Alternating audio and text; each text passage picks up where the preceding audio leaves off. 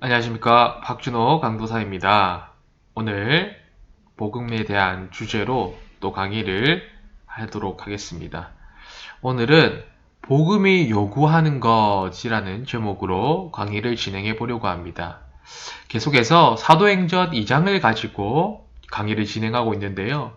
오늘은 사도행전 2장 37절에서 38절까지의 말씀을 가지고 강의를 진행하도록 하겠습니다. 먼저 읽어보겠습니다. 그들의 이 말을 듣고 마음에 찔려 베드로와 다른 사도들에게 물어 이르되 형제들아 우리가 어찌할꼬? 베드로가 이르되 너희가 회개하여 각각 예수 그리스도의 이름으로 세례를 받고 죄 사함을 받으라. 그리하면 성령의 선물을 받으리니. 우리 지난 시간에는 복음에 심겨진 그 약속, 두 가지 약속에 대해서 살펴보았습니다. 기억나십니까? 무엇이었습니까? 죄 사함과 성령을 선물로 받는 것이었습니다. 복음에는 죄 사함과 성령을 선물로 받는 약속이 심겨져 있습니다. 그러면 이런 생각이 들겠죠? 누가 이 약속을 받게 되는 것인가요? 그런 생각이 들 것입니다. 오늘은 지난 시간에 이 복음의 약속과 연결해서 누가 이 복음의 약속을 받는 것인지 함께 살펴보도록 하겠습니다. 먼저 질문을 하나 던져보도록 하겠습니다. 세계적으로 이 복음에 관한 책들이 참 많이 나와 있습니다. 제가 강의를 준비하면서도 참 많은 책들을 참고했는데요. 왜 오늘날에도 이런 복음에 관한 책들이 끊임없이 나오고 있을까요? 지난 과거에 수많은 뛰어난 신학자들, 목사님들이 이 복음에 관한 책들을 냈지 않았겠습니까? 그럼에도 불구하고 오늘날에도 계속해서 이 복음에 관한 책들이 나오고 있습니다. 왜 그럴까요? 사실 내용적으로는 새로울 것이 없지 않겠습니까? 복음 사건이란 것이 객관적인 내용이고 복음에 관한 어떤 성경적인 견해들도 이미 뛰어난 신학자들에 의해서 정리가 잘 되었습니다. 그럼에도 불구하고 계속해서 이 복음에 관한 책들이 나온다는 것이죠. 왜 그럴까요? 왜 오늘날에도 이 복음에 관한 책들이 계속해서 나올까요? 복음을 바로잡기 위해서입니다. 사람들이 성경이 말하는 복음이 아닌, 사도들이 증언하는 복음이 아닌 다른 복음을 전하고 믿는 경우가 있기 때문입니다. 그러므로 우리도 우리가 알고 있는 이 복음이 성경이 말하는 복음인지, 사도들이 증언하는 복음인지 계속해서 점검해 보아야 한다는 것이죠. 이런 측면에서 계속해서 이 복음에 관해서 우리가 살펴본다는 것은 우리에게 아주 중요한 그런 시간이라고 할 수 있겠습니다. 오늘도 우리에게 아주 중요한 시간을 허락하신 하나님께 감사를 드리면서 강의를 계속해서 진행하도록 하겠습니다. 오늘 말씀을 보시면 사도 베드로가 오순절 성령을 받아서 예루살렘에서 공적으로 이제 복음을 전하기 시작합니다. 그가 전한 복음이 무엇이었습니까? 바로 예수님께서 우리를 죄에서 구원하기 위해서 이 땅에 오셨고 우리 죄를 대신하여서 십자가에서 죽으시고 장사되셨으며 부활하시고 나타내 보이신 일, 바로 그 복음을 전하였습니다. 그리고 복음에는 죄 사함과 성령을 선물로 받는 일이 있다. 그 약속이 심겨져 있다라고 말을 했습니다.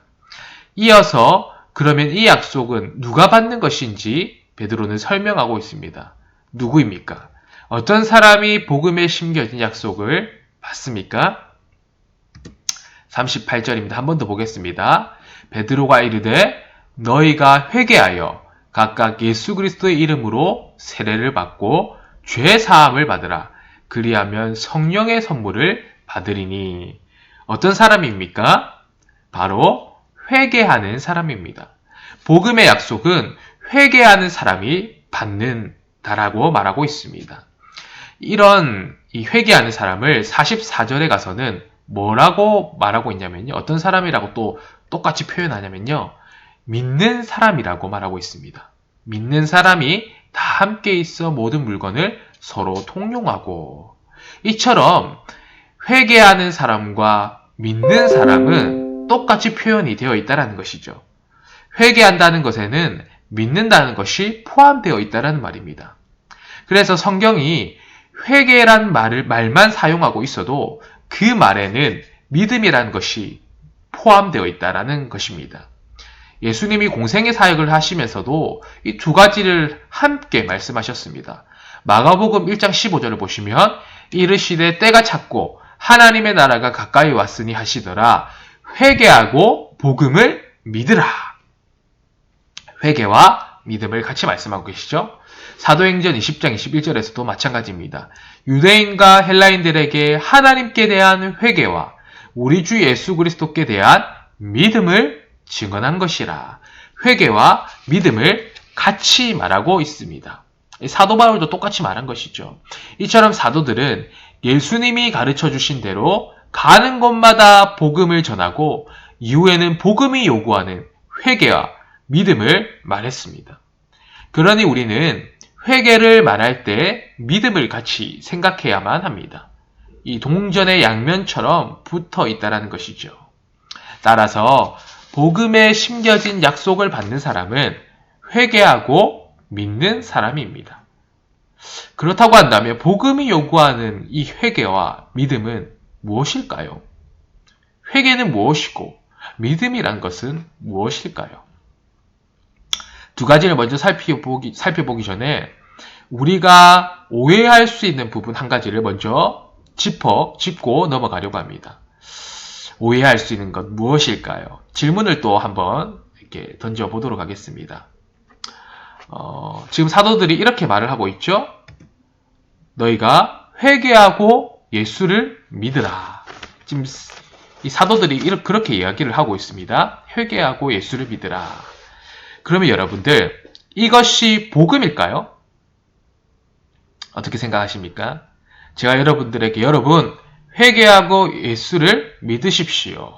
또 우리가 전도하다 보면 그런 말들 많이 하지 않습니까? 회개하고 예수를 믿으십시오. 예수님 믿으십시오. 그런 말들을 많이 합니다. 이것이 복음일까요? 아니니까 물어보겠죠. 회개하고 예수님 믿는 것은 복음이 아닙니다. 우리는 이것을 정확하게 정리를 하고 넘어가야 됩니다. 회개하고 예수님 믿으십시오 라고 하는 것은 복음이 아닙니다. 복음은 무엇입니까? 우리 계속해서 살폈지 않습니까? 복음이란 것은 성경대로 그리스도께서 우리 죄를 구원하기 위하여서 이 땅에 오셔서 십자가에서 달려 죽으시고 장사되셨으며 사흘 만에 부활하시고 제자들에게 나타내 보이신 일, 이것이 순수한 복음이고 기쁜 소식입니다. 그러면 회개와 믿음은 무엇인가요? 복음에 대한 요구이고 반응입니다. 이것이 복음이 아닙니다. 이것은 복음에 대한 요구입니다. 하지만 많은 분들이 이 복음을 말하기 전에 회개와 믿음을 먼저 말할 때가 있습니다. 그리고 이것을 복음이라고 말할 때가 있는데요. 이것은 잘못된 어떤 순서이고 말이라고 할 수 있습니다. 제가 이런 말씀을 드리면 혹시나 혹자 중에는 강사님 이게 중요한 겁니까? 이거나 저나 비슷한 거 아닙니까? 라고 말할 수 있습니다. 어떻게 보면 말장난 같아 보이기도 하고요. 그런데 이것은요 아주 중요한 것입니다. 왜냐하면 이 하나의 차이가 다른 복음을 만들어 버리기 때문입니다. 한번 천천히 생각을 해보겠습니다. 복음을 이 회개와 믿음이라고 말한다면 이것은 구원의 주도권이 하나님께 있는 것이 아니라 나에게 있다는 것입니다. 내가 회개하고 내가 믿어서 구원받는 것입니다. 그래서 여기서 중요한 것은 순서입니다.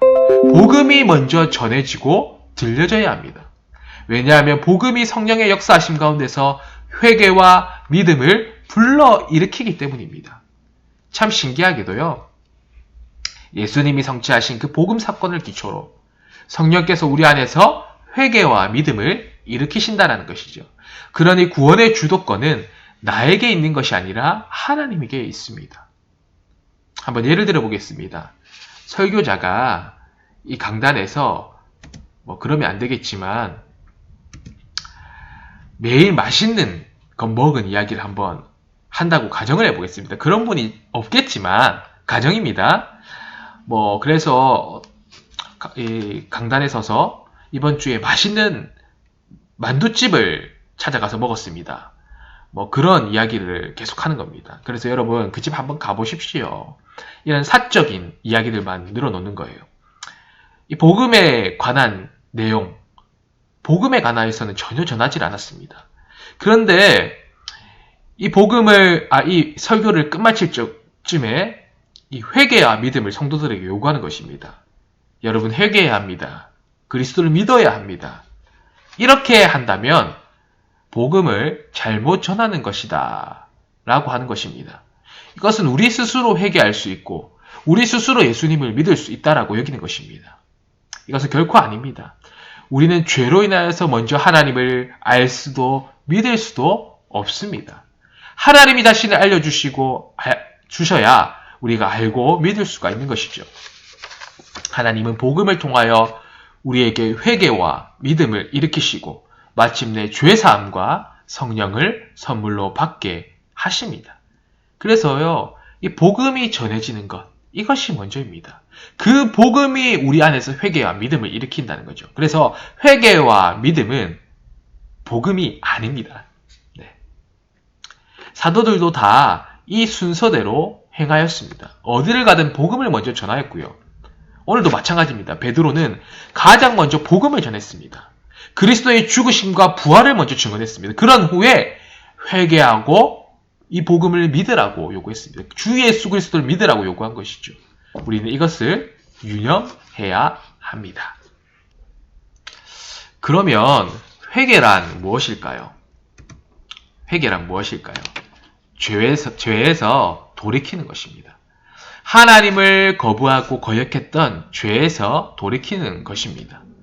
여기서 말하는 회개는 인생의 전환이 있는 회개를 말합니다. 예수님 믿음 후에도 계속해서 해야 하는 회개를 말하는 것이 아닙니다. 인생의 변곡점이 되는 회개, 하나님을 거부하고 거역했던 죄에서 돌이키는 회개를 말합니다. 죄와 하나님을 연결하며 하나님을 거역했다는 그 자체를 크게 후회하는 회개입니다. 이러한 회개가 있은 후에는 죄를 죄로 여기며 죄를 대항하며 살아가는 것이죠. 우리를 보면 정말 그렇지 않습니까? 저를 보면 그렇습니다. 진정으로 회개하기 전까지는 저는 하나님을 거부하고 거역하는 삶을 살았습니다. 하나님과 이 죄를 연결해서 생각하지 않았습니다. 제게 주어진 현실과 상황을 보면서 하나님을 거부하고 거역했죠. 하지만 복음을 듣고 하나님을 거부하고 거역했던 지난 날을 후회하고 돌이켰습니다. 그리고 결정적으로 제 삶에 회개의 사건이 있은 후에는 다른 모습이 나타났습니다. 죄를 죄로 여기기 시작했고 죄를 대항하며 살아가는 모습이 제 안에 나타나기 시작했습니다. 그래서요, 길버트라고 하는 신학자는 이 회개한 사람의 변화를 이렇게 말합니다. 회개는 우리 죄를 즉각적으로 끝내는 것은 아닐지라도 우리가 더 이상 죄와 편안하게 사는 것을 뜻하는 것은 아니다. 회개한 사람은 더 이상 죄와 편안하게 살지 못한다 라고 말했습니다. 그래서 내가 진정으로 회개한 사람인가? 그것을 알고 싶다고 한다면 이 증거를 보시면 되겠습니다. 회개한 사람은 죄를 지을 수는 있지만 더 이상 죄를 지으면서 편안하지 않다는 것입니다. 죄를 지으면서도 편안하게 살지 못합니다. 그 증거가 내 삶에 있다고 한다면 우리는 회개한 사람입니다. 무언가 불편하고 찔림이 있고 괴롭다는 것이죠. 그것이 바로 회개한 사람의 증거이고 구원받은 사람의 증거입니다. 사랑하는 여러분, 우리 어떻습니까? 우리 인생에 결정적인 회개의 순간이 있으셨습니까? 하나님을 거부하고 거역했던 그 인생에서 돌이키는 순간이 있으셨습니까? 우리는 자연스럽게 그런 순간이 찾아왔을 수도 있기 때문에 그것을 인식하지 못하고 의식적으로 깨닫지 못하고 지나봤을 수도 있어요. 만약에 그렇다고 한다면 내가 회개한 사람인지 어떻게 알 수 있다고 했습니까? 더 이상 죄를 죄로 여기고 있지 않다는 것이죠. 죄를 지을 수는 있어도 이 죄에 대한 거부감이 있고 죄를 지을 때마다 불편하고 찔림이 있고 괴롭다라는 것이죠. 그리고 무엇보다도 이 죄에서 돌이키고자 하는 마음, 하나님의 그 율법대로, 하나님의 법대로, 말씀대로 살고자 하는 그런 마음들이 내 안에 계속해서 있다는 것이죠. 만약 그런 삶이 있다고 한다면 나는 회개한 사람이고 구원받은 사람입니다. 이어서 여러분, 믿음이란 것은 또 무엇일까요? 우리가 일상에서 믿는다라고 하는 표현을 자주 사용하는데요. 믿는다라는 것은 무엇일까요? 우리가 일상에서는 믿는다라는 것이 막연한 신념을 가리킬 때가 있습니다. 막연한 어떤 희망을 품고 믿는다고 할 때가 있죠. 예를 들면 나는 내일 로또에 걸릴 것을 믿는다. 이것은 막연한 신념 아니겠습니까? 하지만 성경에서 믿는다라는 것은 막연한 신념을 말하는 것이 아닙니다. 항상 이 대상과 관련해서 믿는다라고 하는 표현을 합니다. 따라서 믿음이라는 것은 무엇이냐면요. 예수님을 나의 구세주와 그리스도 되심을 믿는 것입니다. 예수님이 나의 죄를 구원하기 위해서 죽으시고 부활하신 구세주요, 나의 주님이 되심을 믿고 신뢰하는 것입니다. 바로 이것이 믿는다라는 것입니다. 그래서 여러분, 내가 믿음이 없어. 이런 표현은 조심하셔야 됩니다. 내가요, 나 믿음이 없어. 난 참 연약해. 믿음이 없어. 라고 하는 말은 이 성경적으로 말하자면 나는 예수님을 구세주로 믿지 못해. 나의 주님으로 신뢰하지 못하고 있어. 라는 표현과 같은 것입니다. 그래서 우리가 때로는 이 표현을 조심해야겠죠. 내가 무언가 내 믿음이 연약해졌다고 생각하면 믿음이 없어라는 표현보다 어떻게 표현할 수 있을까요? 내 믿음이 약해졌어. 연약해졌어. 그런 표현이 더 맞겠죠. 이 말은 무엇입니까? 예수님을 구세주여 나의 주님으로 신뢰하는 마음이 조금은 흐릿해졌어. 조금 불안해졌어. 라는 말과 같은 것이죠. 그래서 여러분들, 우리가 믿음이 없다는 것은 예수님을 구세주와 그리스도 되심을 신뢰하고 믿지 못한다는 말과 동등한 말이라는 것이죠. 여러분 어떻습니까? 복음이신 예수 그리스도를 믿으십니까? 그분을 구세주요 나의 주님으로 믿으십니까? 믿고 계시겠죠? 믿고 계시니 지금 강의도 들으시는 거겠죠? 다시 한번 여쭤보는 겁니다. 나를 구원하신 주님이 지금도 살아계셔서 나와 동행하고 계심을 믿으시지요. 나를 죄에서 구원해 주셨을 뿐만 아니라 이 세상에서도 여전히 나의 인생을 지금 돌봐주시고 계시고 인도해 주시고 계시다는 것, 그것을 믿으시죠? 그것이 우리가 복음을 믿고 있다는 것입니다. 예수 그리스도를 믿는다는 것이죠. 여기서 우리는 질문을 또 하나 할 수 있습니다. 앞서 말했지만 회개와 믿음을 우리가 어떻게 가질 수 있을까요? 어떻게 하면 이 회개와 믿음을 가질 수 있을까요? 성경은 그 과정을 너무나도 면밀하게 구체적으로 보여주고 있습니다. 오늘 본문에는 사람들이 어떻게 회개하고 믿었는지 그 과정이 기록되어 있습니다. 이 과정을 통하여서 무려 3,000명이 회개하고 예수님을 믿었습니다. 이 과정에는요, 3가지가 나와 있습니다. 지금은 우리 앞서 전한 강의의 내용들의 어떤 정리되는 부분이기도 한데요. 이 성경 속에는 3가지 부분이 나와 있습니다. 어떤 부분이 나와 있습니까? 먼저는 3,000명이 회개하고 예수님을 믿은 자들의 제일 앞서서 무엇이 있었냐면 사도들이 증언한 복음을 들었습니다. 먼저는. 이것이 가장 앞서 있었습니다. 이것이 첫 번째 과정입니다. 먼저 복음이 전해졌습니다. 아무거나 들은 것이 아니죠. 복음이 전해졌습니다. 그리고 이어서 복음을 들은 후에 그들 가운데 마음의 동료가 찾아왔습니다. 일종의 감화 감동하심이 있었다는 것이죠. 그래서 37절을 보시면 그들이 말하길 형제들아 우리가 어찌할꼬 하거늘. 이런 표현이 있습니다. 성령의 역사하심이 있다는 것이죠. 성령께서 복음을 통하여 그들의 마음에 동요를 일으키셨다는 것입니다. 그리고 마지막으로 그들이 결정적으로 회개하고 예수님을 믿어 복음에 심겨진 약속을 받았다라고 기록하고 있습니다. 그러니 여러분, 정말 중요한 것은 무엇입니까? 복음을 들어야 한다는 것입니다. 여러분, 우리 주위에는 아직 불신하는 사람들이 많이 있죠. 불신 가족, 불신 친구, 불신 이웃들이 참 많이 있습니다. 그들에게 가장 필요한 것은 무엇일까요? 복음이 들려지는 것입니다. 이 복음이 들려지는 그 자리 가운데 있어야 그들 가운데 그 복음을 통하여서 성령 하나님께서 그들의 마음에 동요를 일으켜 주시고 그들이 회개하고 믿는 일이 일어날 수 있다는 것이죠. 그래서 여러분들, 우리는 그들을 바라보며 이렇게 기도할 수 있습니다. 순차적으로 기도할 수 있겠죠. 먼저는 하나님, 이들이 복음이 들리는 이 예배의 자리로 나아오게 하여 주십시오. 복음이 들려지는 자리로 인도해 주십시오. 그게 첫 번째겠죠. 그 다음 또 어떤 기도를 할 수 있을까요? 이 복음에 들리는 자리에 마침내 왔을 때에 하나님, 이 복음을 통하여서 성령 하나님 역사하여 주셔서 이 강박한 마음에 동요를 일으켜 주십시오. 그래서 오늘 본문의 말씀과 같이 우리가 어찌할꼬 가마 감동의 역사가 있게 해 주십시오. 또 그 다음에 또 이제 연결해서 기도할 수 있겠죠.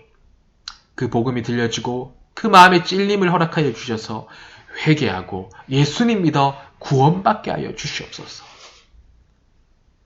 이렇게 기도할 수 있지 않겠습니까? 구원의 역사는 이런 순차적인 과정이 있습니다. 우리가 이것을 두고 기도하고 또 소망할 수 있겠지요. 사랑하는 여러분, 우리가 예배하는 이 자리에서, 우리 주일마다 예배하는 그 자리에서 구원의 역사, 회개와 믿음의 역사가 계속해서 일어날 수 있기를 소망합니다. 그리고 이 말씀을, 오늘 이 강의를 다 기억하셔서 혼용된 복음, 거짓된 복음, 뒤섞인 복음, 다른 복음이 아니라 정말 참된 복음을 믿고 신앙하는 우리가 될 수 있었으면 좋겠습니다. 오늘은 복음이 요구하는 것에 대해서 함께 살펴보았고요. 다음 시간에는 또 다른 내용을 가지고 강의를 진행하도록 하겠습니다. 어떠신가요? 어떻게 보면 우리 성도님들께서 다 잘 알고 계시는 내용입니다. 많이들 이 말씀을 통하여서 들은 내용들이 있죠. 하지만 이제 이게 새로운 내용들은 아닐 것입니다. 하지만 다시 한번 성경이 말하고 있는 복음에 대해서 우리가 살펴보면서 혹시라도 내가 알고 있는 내용 중에 뒤섞인 복음, 혼용된 복음은 없는지 한번 확인하는 시간 가지면 좋을 것 같고요.